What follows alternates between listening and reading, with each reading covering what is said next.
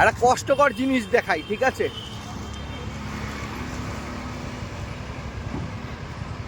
এই বাড়িটা ভেঙে যাচ্ছে, বুঝলেন? এটা দেশপ্রিয় পার্কের ঠিক পেছনে দাঁড়িয়ে আছে।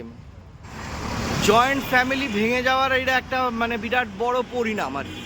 জয়েন্ট ফ্যামিলি যদি ভেঙে যায় তাহলে এই বড় বাড়িগুলো ভেঙে যাবে। আর আজকাল তো বাঙালির বাড়িতে একটা ম্যাক্সিমাম দুটো বাচ্চা, তো ফলে সেই বড় হইচই করা পরিবারও নেই যে এত বড় বাড়ি মেনটেন করবে। ফলে এই পুরনো দিনের যে স্ট্রাকচারগুলো, যেগুলো কলকাতার ঐতিহ্য বা কলকাতার আইডেন্টিটি কার্ড,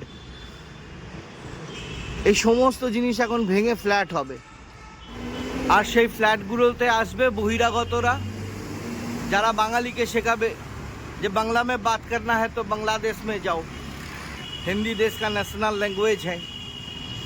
আমার কলকাতার মধ্যে যে সবচেয়ে বেশি প্রিয় লাগে হলো দক্ষিণ কলকাতাটাই।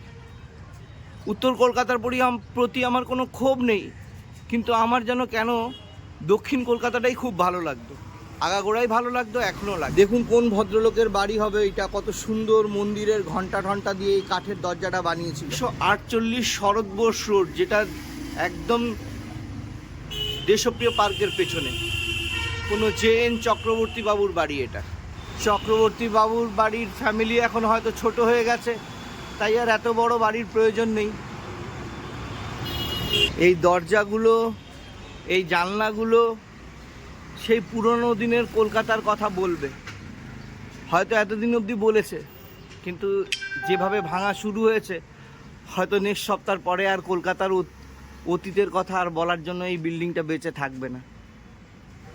আমার প্রিয় খুব দক্ষিণ কলকাতা। আমার কলকাতায় থাকার প্রথম 10 বছর আমি দক্ষিণ কলকাতাতেই থেকেছিলাম। আমার খুব দুঃখ লাগে যখন দক্ষিণ কলকাতায় আসি। আর স্পেশালি এই টাইপের বাঙালিদের ঐতিহ্য বাহক এই বাড়িগুলো যখন ভেঙে ফ্ল্যাট হতে থাকে না, সেটা দেখে যে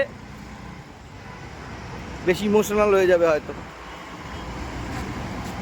গুড বাই চক্রবর্তী বাবুর বাড়ি। আবার হয়তো দেখা হবে কোনো ফ্ল্যাটের রূপে।